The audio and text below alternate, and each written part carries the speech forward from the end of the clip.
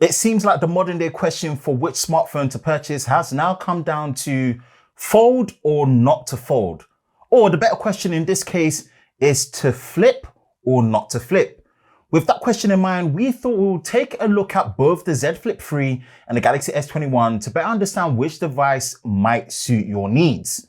Hi, Ben from SamMobile. If you enjoy videos like this, then be sure to like, subscribe, and turn on notifications so you don't miss any future videos on YouTube with SamMobile. Here's our quick comparison between the Z Flip 3 and the Galaxy S21.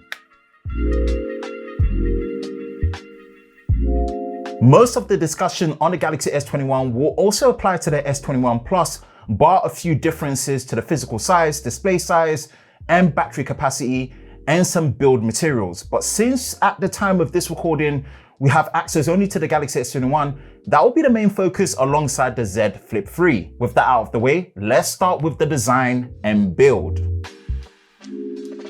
The design and build is subjective, but it's safe to say both are good in this department.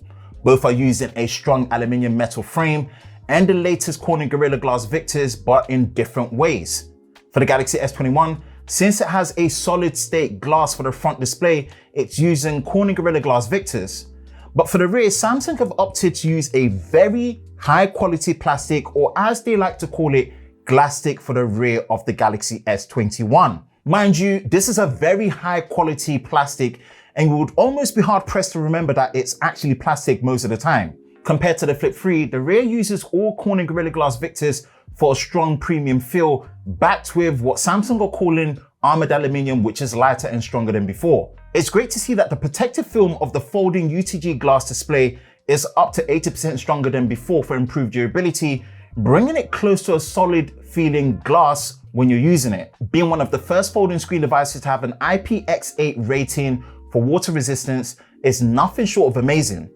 But for much better protection from the elements, the Galaxy S21 takes it, hereby giving you a full IP68 protection, not just against water, but against dust as well, which thanks to the flex hinge and the moving parts of the Flip 3, still sees no official rating against dust. For all that being said, there is something still so impressive and satisfying about being able to fold your device away and open it up with the Flip 3, make it more compact, sleek, with the flex hinge that gives the ability to hold it at different angles and bring in a much more unique use case experience. In this case, the overall build and durability goes to the Galaxy S21, but we have to say for the design and style, the Flip 3 takes it. For the display and audio experience, both the Flip 3 and the S21 are both using a full high definition plus resolution for the display with a dynamic AMOLED panel, which are both bright, vivid, and support adaptive 120Hz refresh rate for that smooth UI navigation. Display sizes set aside, the Galaxy S21 is at 6.2 inches and the Flip 3 is at 6.7. It's really the difference in the aspect ratio that gives a slightly different feel to the device in hand on a daily basis. The Flip 3 is working with a 22:9 aspect ratio, which does give it a taller and more narrow feel and further stretches the viewing of certain videos and content when watching it compared to the 20:9 aspect ratio of the Galaxy S21. What can be a point of contention with the Flip 3 for some users, like myself personally, is the crease in the middle. As a year-long Galaxy Z Fold 2 user, I never found it to be a problem dealing with the crease daily. But using the Flip 3 as my first flip device, the crease is dead in the center in the position where my thumb lands for vertical and horizontal scrolling, which in some cases still takes time getting used to and adjusting, which of course I find no such issue on the Galaxy S21. But then there's the cover display of the Flip 3, which is another unique touch that sets it apart from the Galaxy S21, as the additional use cases it brings for quick access to your notifications and using the camera is unlike any you would find on a traditional smartphone. Both do have dual speakers with Dolby Atmos support, which is great and clear sounding for multimedia listening and consumption.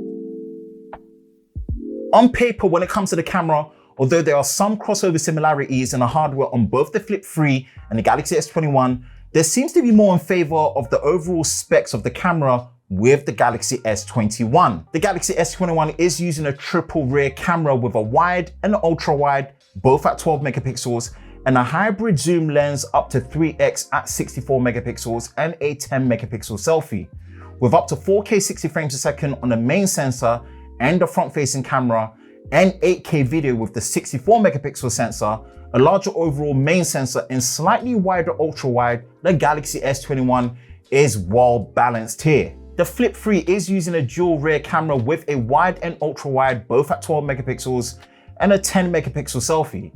You do also get up to 4K UHD 60 frames a second video for the wide and selfie sensor, but the lack of zoom and the newer sensors to match the sensors on the S21 leaves it behind in the overall camera hardware power. That does not tell the whole experience when using a camera, as the Flip 3 brings more flexibility when using a camera thanks to the cover display, which gives a viewfinder for self-framing, which allows you to use the main wide and ultra-wide cameras of the Flip 3 for high-quality selfie photos and videos, which you just don't get on the Galaxy S21. For pure outright camera performance, the Galaxy S21 takes it.